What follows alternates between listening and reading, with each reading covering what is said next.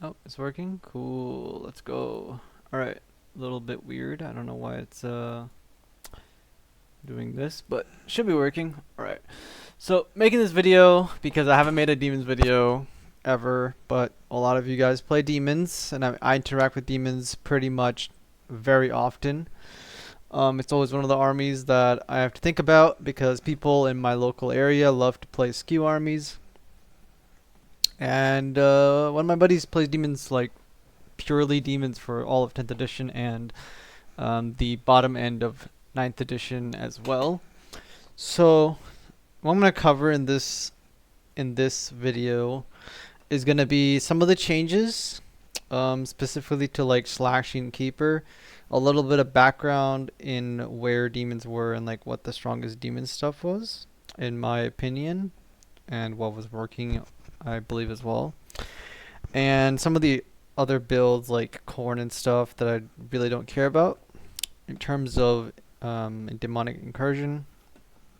And then what you should be doing. Some of the detachments that are available at the moment. I'm not going to cover all of them, I don't think, in this video, but I might. Mostly going to be talking about just overall demon stuff, essentially. Mostly demonic incursion specifically, because that is still one of the strongest ways to play and one of the best ways to play, while other people try to figure out what to do with the other armies. Pretty much that's what I want to talk about and make some videos and explain to you guys what I think and what are my opinions about demons and all that jazz. Okay, so let's start out with, I'm sure all you demon players know, but I want to talk about my thoughts about all this stuff. So, number one, Bellacore got a reroll aura, a reroll once to hit, in a bubble that has to be declared in the beginning of the battle round. That's very important because you can't just pick it on your turn.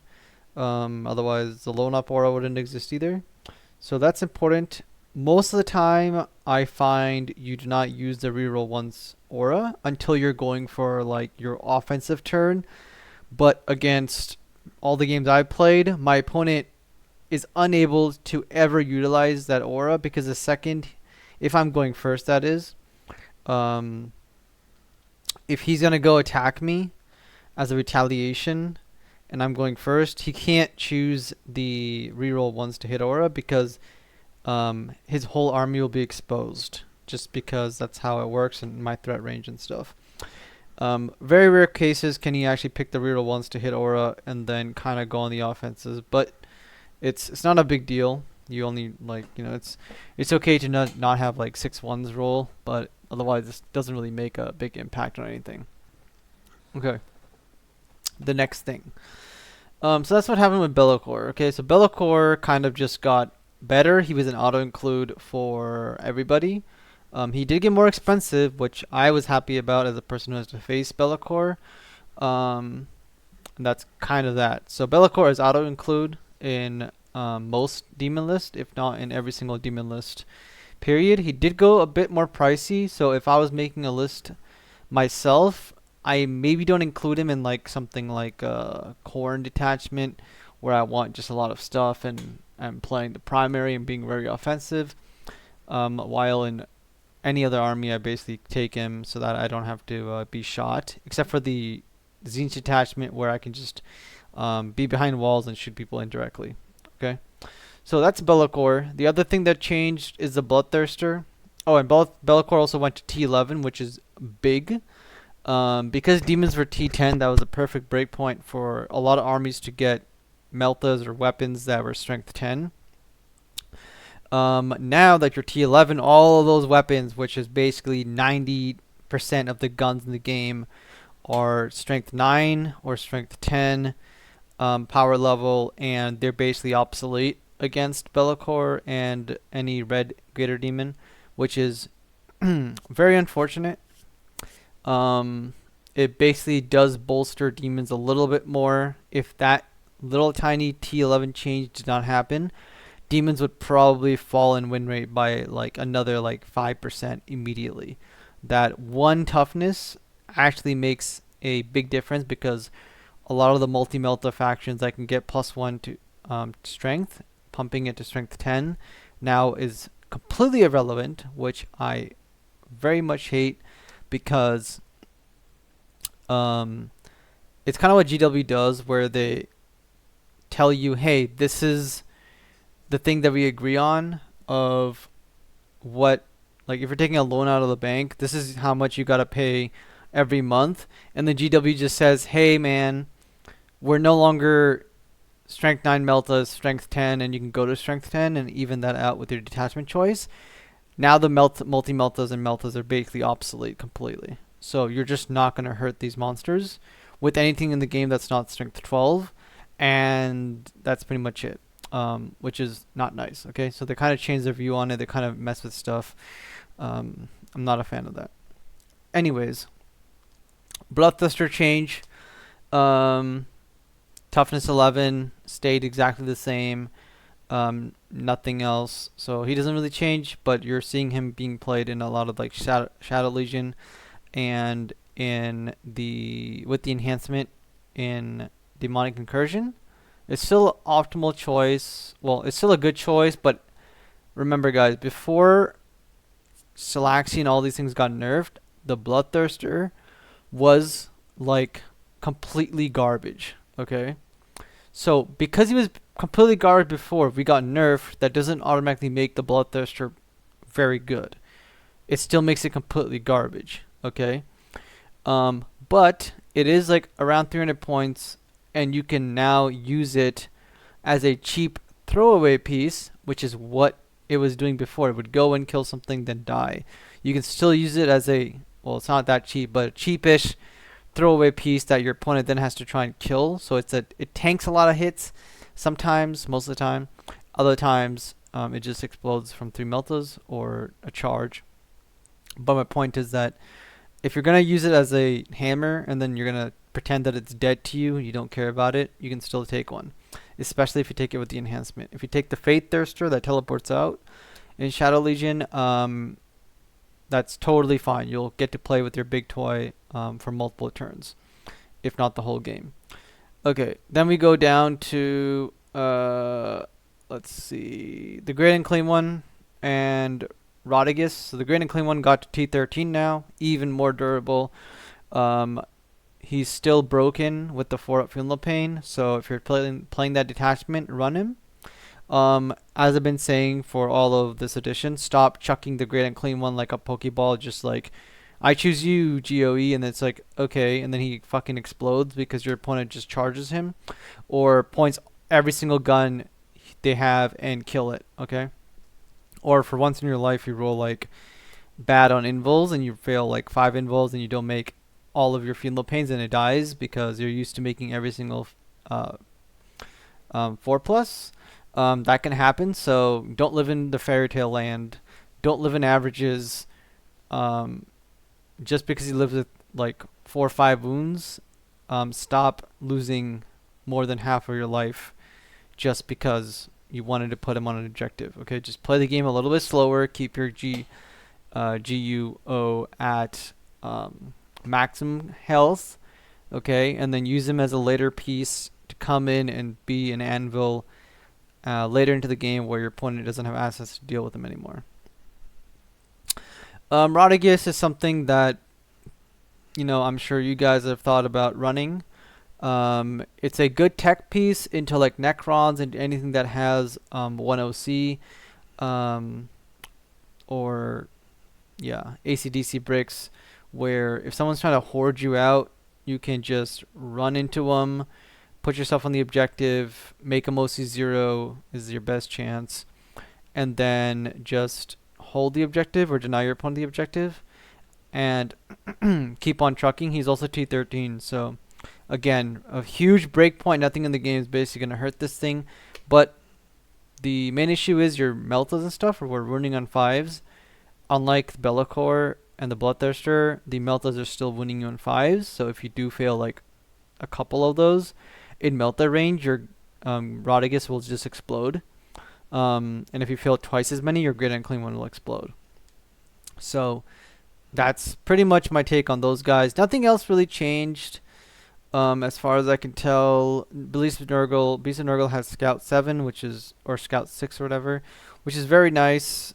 Nurglings got a nerf to their aura, so you're gonna have to play them a little bit differently. But again, you still want to rapid ingress them, and then you can heroic with them or whatever, um, and stuff like that.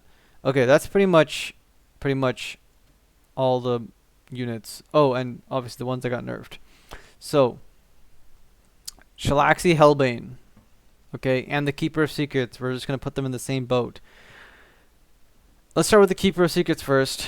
The Keeper of Secrets still has a 3-up save, still has -1 to hit, which means that -1 to hit in this edition is very powerful. The 5-up Feel No Pain on an Invul Big Demon was broken. Same thing with Catans. You guys think Catans are really hard to kill. A Greater Demon is way more difficult to kill. It moves twice as fast. It's got a bigger base. It has everything.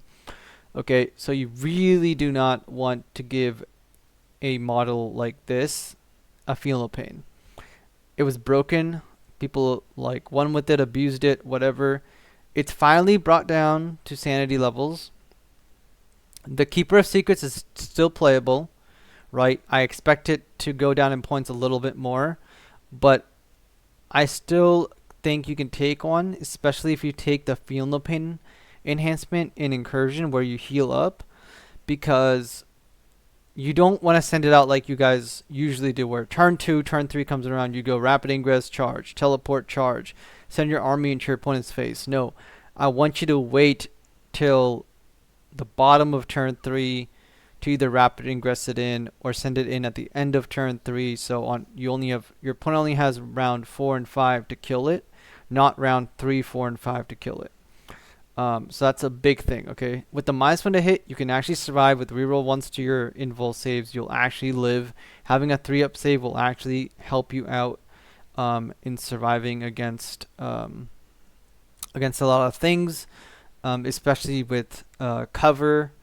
Your AP1, you'll have cover against this, so you'll get a 3-up save. It's very useful. Okay, so the Keeper of Secrets is still 100% playable. How good is it? It depends how good you're going to basically use it, build around it, etc. You can't send it in and then expect it to survive. It's not a grid and clean one. And even the grid and clean one, you don't just YOLO it in. I know a lot of you guys do that. Stop doing it. And then you're fine, okay? Salaxi Hellbane is the big problem. All of her defensive stats are gone, which means she's taking 100% of the damage she takes. She's not going to be reducing people's attacks by 1, which is ridiculous in close combat. And that's the big takeaway. Even if she kept her old rerolls of like reroll into all characters and vehicles without picking one, it wouldn't make a difference, because demons were winning or losing games based off of did they roll their 4-ups and their 5-up Feel No Pains, and they survived a activation from their opponent's turn that they 100% should not have, and so they won the game basically off of complete RNG and luck, into a competent player or into a bad player.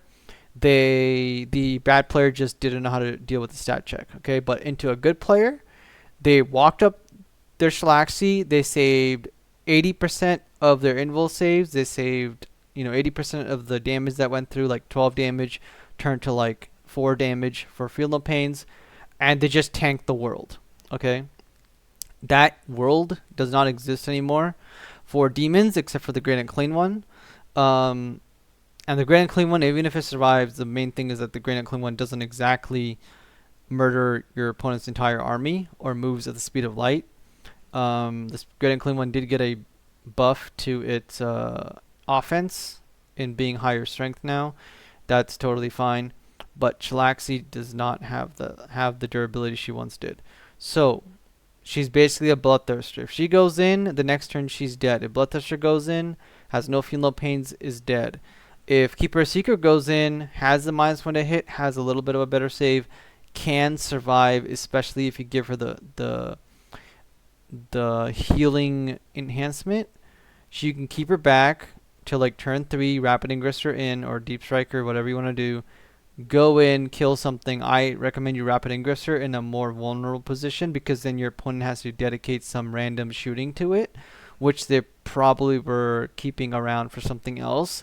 And then when she charges into something, kills it, she heals back to full HP, and all of your opponent's guns go to waste. Okay, so she kind of absorbs random shots when she Rapid Ingresses in, and tricks your opponent into hitting her, because you get to heal all the damage they dealt for free. Okay, that's why you're doing that. And then once your opponent's hurt on round 4 or round 3, they're gonna have to deal with a -1 to hit unit, and they might not be able to kill it. If they do kill it, it's gonna take a little bit more firepower, almost as much with the Feel No Pains, because of the 3-up save sometimes, but most likely it's just going to it's going to be, does your opponent hit you on 4s, or did they miss all their hits, basically? And did you roll your 4-up invuls? Okay, cool.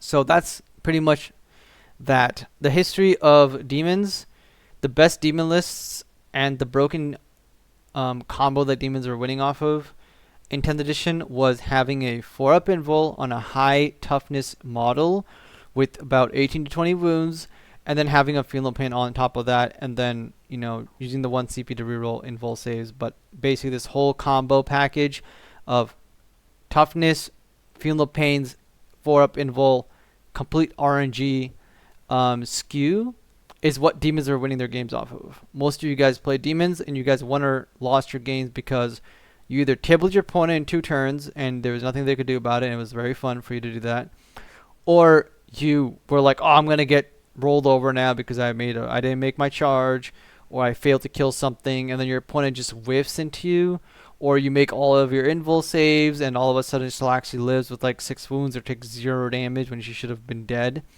And then you guys end up like winning your game or having it be close. Okay, that doesn't really happen anymore. So what happened with our lists in this edition, or at the moment? Okay, so a typical list, Greater Demon Monster Mash list, was Great and Clean One, Shalaxi, and then it was Be'lakor, one Lord of Change, and then it was either a Bloodthirster, Scarbrand, or a Keeper of Secrets. The only thing that changed here is that the Keeper of Secrets and Shalaxi came out of your list. Scarbrand was your other super offensive anti-vehicle threat, which replaced Shalaxi. You saved some points from that, like 150 points from that. And then the Keeper of Secrets, people took it out of the list because they lost the Feel No Pain. But like I just explained to you guys, it's still playable. You just have to use it a little bit differently, and some lists didn't use that unit anyways. And you can easily replace that with, you know, more mission pieces, and or like 10 Plague Bearers, 20 Plague Bearers to really mass horde your opponent, or like a bunch of Nurglings and Plague Bearers, or maybe Blood Crushers if you really like that, or maybe a Demon Prince so that your whole army has a -1 to hit to kind of like keep them all alive. Okay, so there's different avenues to take, even taking a second Lord of Change if you wanted, or taking Rodigus, right? Going down that road, 100% viable. Realistically, all we lost was Shalaxi, and Shalaxi just got changed to Scarbrand. The only difference is when Scarbrand goes in, Scarbrand automatically gets killed. When Shalaxi went in, she RNG'd her way to surviving, and it took your opponent like a lot more firepower to get her down. That doesn't exist anymore. But you have 150 extra points in your list now over Shalaxi, so now you can play like, you know, you have more stuff to keep sending towards your opponent. You don't have to send Shalaxi, and you can send in 10 more Plague Bearers, which is what I recommend putting in your list, and running 2 squads of 10. Okay, so that's what demons were doing at the all of 10th edition, being utterly broken. That's what changed for the list. That's a realistic approach to, you know, we only really lost Shalaxi in our actual demon lists, and we took like definitely a nerf but something that was unbalanced became balanced in terms of Keeper of Secrets, and that's okay. Okay, we kind of got a side grade in terms of points and having a 3-up save. It's totally fine. Um, Nothing really changed in the terms of how our army plays on the board. Our army still plays the same way. We just cannot win games by RNG bullshit, as I like to call it, because I play against demons a lot. Same thing, you guys play against Custodes, or you guys just be like, oh, my Shalaxi went in and his Land Raider made like 5-5-ups and I didn't kill his Land Raider. RIP. Okay, we don't want that to happen. Now, what are some things we can do with our lists going forward, okay? The main things, let's talk about Demonic Incursion first, because this is the main thing I'm focusing on. I suggest that you guys stop playing with 5 greater demons. You guys take Be'lakor. You guys take Lord of Change, because you need shooting. Okay, I don't care what anyone tells you. You must have shooting to deal with things without sacrificing. Okay, imagine if you could attack as hard as Shalaxi does, or close to that, and instead of sending Shalaxi towards your opponent so that she dies or takes a lot of damage, you can do that from literally low enough range away from your opponent and just shoot the unit off. Okay, we don't want to put our expensive units or any units towards our opponent. So Be'lakor. Okay, I'm gonna get a notepad out so we're following along. Okay, so let's delete this. Okay, so we got Be'lakor. Okay, we got Be'lakor. We got Lord of Change. We have Geo, Great Unclean One, GUO. Okay, now this is the core of the Demonic Incursion list. Be'lakor for protecting ourselves from indirect and anything else. Lord of Change to shoot things off objectives so we don't trade resources and having an actual shooting threat, so people can't just make a wall and hide their tanks behind, or hide their like Votan bikes behind the wall so we can't charge into them and then they just shoot us. So they can't stand out in the open behind a screen. Our Lord of Change can just pick up 6 bikes. Great and Clean One to be super durable and utterly broken and cheap. After this, we have options. Okay, you don't have to play 4, 5, 6 demons that cost 300 points. Let's put in Scarbrand, okay, because a lot of you guys have Scarbrand. A lot of you guys want to find a replacement for Shalaxi. Let's put in Scarbrand, something that hits really hard in close combat. We'll pick up their very expensive knight, or pick up something crazy in close combat that's really durable, or 10 possessed, whatever it is. Scarbrand will deal with it. Okay, so Scarbrand, Great and Clean One, Lord of Change, Be'lakor. We have the core pieces. Shalaxi's old job was to kill something big. Scarbrand's job is exactly the same. Okay, in fact, he might be more reliable because of the flat 6 damage. Okay, cool. After this, we have Plague Bearers. Okay, what we want to do is add in 2 Plague Bearers. Okay, because these things are the things that are replacing our durability. The Plague Bearers are super durable, so they're going to replace our durability aspect of kind of running into our opponent's face. He can't move past Shalaxi, so he has to stand where he is. It's a lot of OC, so we can deny him OC. It does some damage, won't kill anything. It's not Shalaxi, but it stalls the game out, and demons want to stall the game out. After this, we have 3 Nurglings just to have infiltrators or -1 to hit or scoring. Then we have what else is in the demons list? The dogs, right? The dogs got a big update. I forgot to mention them. The flesh hounds. So flesh hounds. Okay, these guys are important because now we can save command points because the flesh hounds teleport up and down for free. We don't have to spend that CP that we kept spending every single time, and now we can score points without doing that at all times. And it has synergy with Scarbrand, so we can drop them in near Scarbrand and give them +1 attacks or whatever. Perfectly fine. Okay, so let's have 2 units of those. After this is when people are usually running like a unit of Seekers. Okay, so this is your Seekers, Demonettes, like Beast of Nurgles, anything of that sort. Okay. I recommend that you guys start taking pink horrors. Okay. I'm gonna put this in all caps. Pink horrors. Pink horrors are amazing. They're 140 points. I get they're expensive, but guess what? They're hard to shift. Okay, especially with a lone op from Bellacore. They're actually really difficult to shift in shooting or whatever. You guys should put a unit in your list and utilize it to hold objectives rather than sending a grid and clean one out there. Send the pink horrors out there, and you'll have a much easier time. The Seekers, the Demonettes, and the Beast Nurgle all have different options. The Demonettes have fight first. They're OC2. They blend totally fine. I'm not a fan of them defensively. If you wanted to run them just to send them at your opponent's face to kill like their skirmishing unit and have a lot of OC, totally fine. But I recommend that you take the Plague Bearers instead unless there's a points issue. After that, the Beasts of Nurgle. If you're going to run the Beasts of Nurgle, I think they're solid. I think you can definitely take like 2 different Beasts of Nurgle, put them both on the objective. Your opponent now has to fire into 2 different units, and rather than just one. They have scout moves that can kind of get where you want them to go, and they can screen, and if your opponent doesn't kill them, they heal back to full, so they're perfectly fine.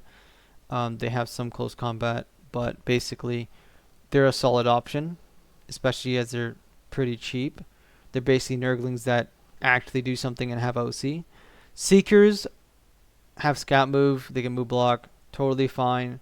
If you're going to run Seekers, you really want to think about how on earth am I going to use it turn 1 going first? How am I going to use it turn 1 going second? And what the hell are Seekers doing in my list? And you better be comboing the Seekers with something else and have a layered game plan than just saying, oh, I'm just going to take them because, you know, sometimes they scout move forward, sometimes they jail, sometimes they do this. Like, no, don't do your sometimes excuse that they do something. You need to have a actual game plan of what you're getting use out of them for. Otherwise, take them the hell out of your list and take something else that you'll 100% use every single game to some sort of effectiveness, like 2 Beasts of Nurgle, like Pink Horrors, like more Fleshhounds, okay? 6-man Nurglings, 9-man Nurglings, I don't care, whatever it is. Take something that you're going to make use of every single game, or, you know, 90% of your games. Not Seekers that have mixed reviews and mixed feelings about them. Let me see if there's anything else to talk about here. If there is anything else that I'm forgetting. Oh, Flamers and Flamers. Okay, let me talk about Flamers. Flamers are very good. Blood Crushers are bad. Don't take them. If you take them with 3-man, it's okay. I wouldn't take them though.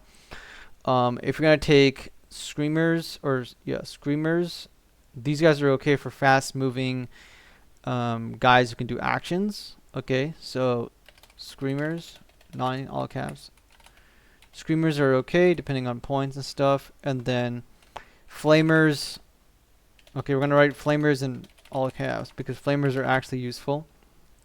So consider taking 2 units of Flamers. Usually your list actually has at least 1 unit of Flamers.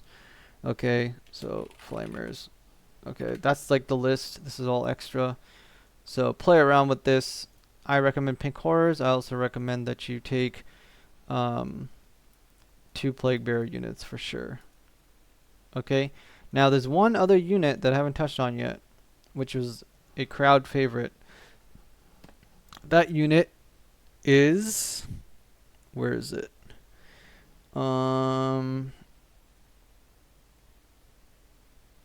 Where is it? Where is it?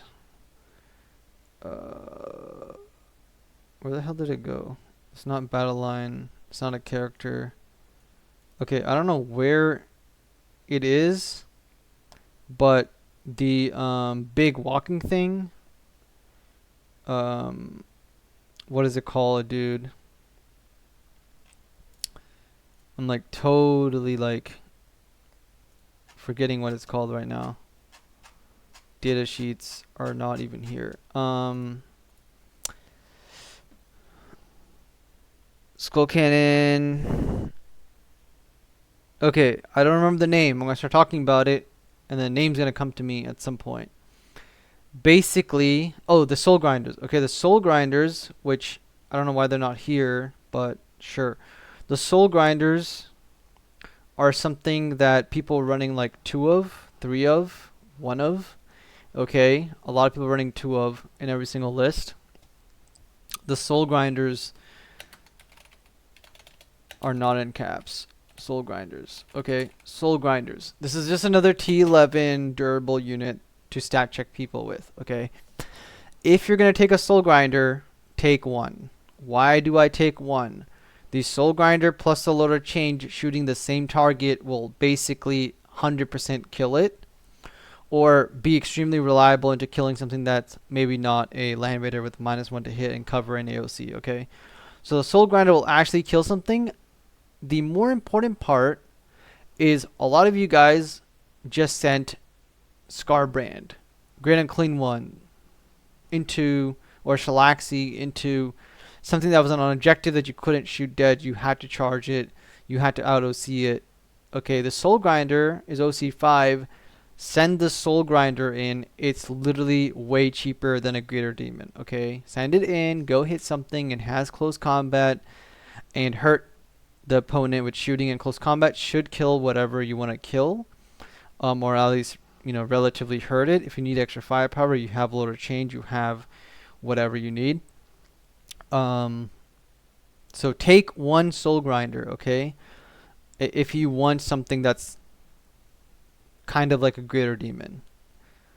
Don't take 2 Soul Grinders. Don't take 3 Soul Grinders in your Demonic Incursion or Demon list, because guess what? You're once again going into the same mindset of, I'm going to take 7 big dudes and my opponent's going to fucking either kill them or not kill them. I'm going to play a super skewed list. That's not what what demons are meant to do. Okay, demons, how demons win their games is by lasting 5 turns, scoring every single secondary card, then winning through either a secret mission or winning through the fact that, at some point throughout those 5 turns, one time your opponent didn't roll really hot or you rolled really hot, and so you kind of got your resource to survive. And you really abuse the fact that you can teleport at any time you want, which means your opponent has to use like 300 points of his army and always be aware of not leaving open holes. So basically has to play a pretty proficient game into you, so you don't just get to deep strike or rapid ingress and just kill their army and get a big damage going that way. And number 2, they have to play around the Be'lakor Lone Op aura. They have to play around the fact that you can jail them with Plague Bearers for 2-3 turns and Pink Horrors. And they have to play around the fact that they have to kill the Great Unclean One somehow, who's just standing on an objective saying, you either gotta send a unit up to sacrifice it so I don't get OC, but I have a flamethrower on the Great Unclean One, so you're not going to be doing that relatively easily.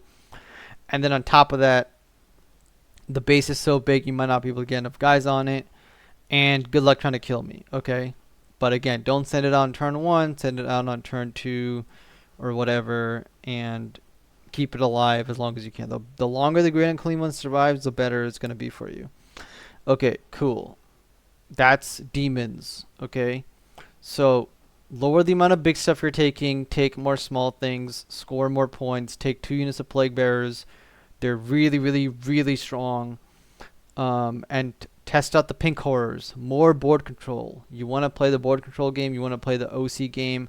You want to score as many points as you can and hold your primary via resurrecting, via not dying, via Greater Demons, via Lone Op. Okay? That's that. Look, that's enough Demonic Incursion. If you guys have any questions about this, just message me or comment about the video. Okay, next thing. Don't save this. Let's talk about the detachment. Okay, well, I'm going to talk about the detachments quickly because obviously I don't want to make these videos too long for you guys. You guys like the shorter videos. Let's start with the easy stuff. Indirect Tzeentch detachment is doing work. If you like Tzeentch, if you then you've already played it. It's still going strong. Continue playing it. Okay. It's really solid. Get used to how to shoot, how to not get interactive with, how to score your points. Totally chill. The list exists. The list is pretty much always the same. It's Kairos, Slaughter Change with the indirect buff. It's a Demon Prince with a melee enhancement buff, and then all of your other stuff. Okay. Shadow Legion. A lot of Shadow Legion players, if you've seen the list, are taking AC/DC bricks times 2. I am going to tell you, do not take AC/DC times 2, okay? That is a skew list. That is a person went, hey, what happens if we take the best, most annoying data sheet in, CSM? It's not the best data sheet, but something that's really annoying and durable. And we give it loan up, and we send it towards our opponent's face, and we also take some big demons, and all of a sudden our opponent's kind of getting overwhelmed and doesn't know how to deal with this. And then I look at the demons player's face and I go, hey, what happens if I bring something that has blast and I pick up all of your AC/DC bricks in one turn? Okay, or they're not a durability stat check to me. As soon as they come out, I blow them off the fucking map. The demons player is going to go and look at me like, okay, I guess this unit is completely useless and it's 300 points.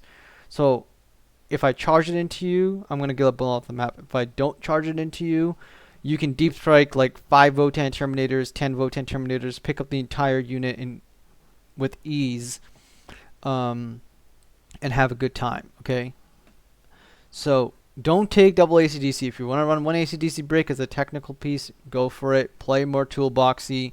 Okay, you literally have access to demons and CSM, and they get all the rules. So play with the toolbox. GW's giving you a toolbox, giving you very uninteractive stuff like the Fate Thirster, Warp Talons, fucking teleporting dogs, low knot with Bellacore, right? T13 greater demons that are like super cheap. All of this stuff. Stop taking the most skewed variant of a list. Those lists win games because skew wins games by default. Run more toolbox, okay? So I suggest you guys take the Havocs, play everything the way you want to play, but play with a lot of different stuff in that list. Right, Chaos Lord with the free command points is really good. Legionnaires to give it full reels to wound and stuff, and then obviously you can play with the Fate Thirster if you guys like it. Keep running the Fate Thirster; it's fun. I get it. You're gonna win games off of it. It's really nice. Don't take the Fate Thirster at all and take Warp Talons instead because it does the same thing. It's cheaper on points. You can take some more stuff. It deletes things. It can go through walls, which the Fate Thirster can't do. Okay, so another thing, you don't even have to take the Fate Thirster. So that's a strong detachment. Play around with it. It's got a lot of tools. Don't take AC/DC bullshit. Okay. Next part is the Corn detachment. This is the most underrated one. It is technically like the weakest one, but it's technically not, because anytime you give a army or give somebody a rule that is like extremely strong, in this case the Corn detachment, when you kill stuff on objectives, you sticky it, okay? And you have the Blood Surge move if somebody ends their movement within range of you. Extremely strong. The problem is that, yes, the pro players might be telling you, hey, let's look at Jack Harper. You guys listen to Art of War a lot. Jack Harper says this is a really strong rule, like really strong, probably one of the best rules in the game for controlling primary. Okay, number 1 for that. But it just doesn't have enough right now. Okay, all that means is when Jack Harpster plays into a Art of War player or another pro, he's not getting the results he wants. What is the result? Maybe he wants to win 80% of his games bare minimum. Okay, maybe he's only winning 50% or 40% of his games against an Art of War player. That's still good. Okay, that's like, if I can beat an Art of War player 40% of the time, that's fucking a win for me. Okay, so you don't want to care about that. What you want to care about is that this detachment has a broken rule, has full combat, and a lot of you guys love playing Corn. There's a Corn detachment. If you guys put in the time and increase your skill level to make it work and try to really master what's going on in it, your opponents are not going to be ready for it. You're going to win games. And because you have such a huge, powerful rule, really try to abuse it, okay? Which means that this detachment has play. That's all I'm going to say about this. The next one is the Slanesh one. That's dead. We're not going to talk about it. Okay, no one's talking about it. Don't care about it. Then we're going to talk about Shadow, which is basically, I think that's everything. Yeah, that's basically all the detachments covered. Nothing else to really talk about. Going back to the demonic incursion a little bit. The thing I made had like, 4 or 5 big things. Well, 4 big demons. Right? You can cut those demons even less and play with like only 3 big demons. You don't have to run Scarbrand. You can cut Scarbrand, take even more scoring, even more MSU, and just score all your points. If you want to play a more defensive style, you can take Kairos instead.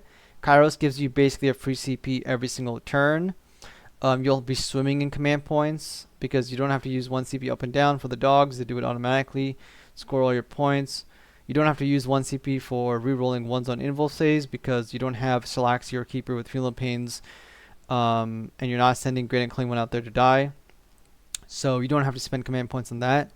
So you're really saving command points by not using them anymore. And you're gaining command points by using Kairos Fate Reaver. On top of this, Kairos Fate Reaver can pick off units indirectly. And with all these command points you have, that could be another outlet for you to go, I'm going to pay the CP, give it +1 AP to basically ignore the cover that you're going to gain, and then deal a bunch of damage that way. Okay, so try that style out as well. It was doing good before. It's still playable, fine. Anything past that, refer to my video about expectations at GTs, expectations at tournaments, because, we're not going to go undefeated every single time. That's not our expectation. Our expectation is to go win, 75, 80% of our games, and then lose 1 game every single tournament, lose 2 games at a tournament every now and then, and be happy with that. Okay, if you're become really, really good, then just go watch the video. That explains it. I'm not going to re-explain it now. Cool, that's pretty much it. Hopefully you guys liked this video. Talk about demons a little bit and what's going on. Don't have to run bloodthirsters, don't have to do all this stuff. And stick to the good stuff, make minor changes, or remember that demons want to play a 5-turn game. They want to score every single secondary they can get their hands on. And a lot of you guys that did the monthly coaching with me, right, like Tony, Ted, really got the fact down that, hey, when I have more stuff in my army and I'm playing greater demons, or I'm playing demons in general, and I have more stuff, it feels really good. It doesn't feel like I'm going to lose a game. It feels like I can just send something out, score my points. Everything is really easy to do. You can even start playing fixed if you wanted to. Okay, I don't really advise that, but you could. You can reach out for coaching if you really want to dig into that. But yeah, that's pretty much it. All right.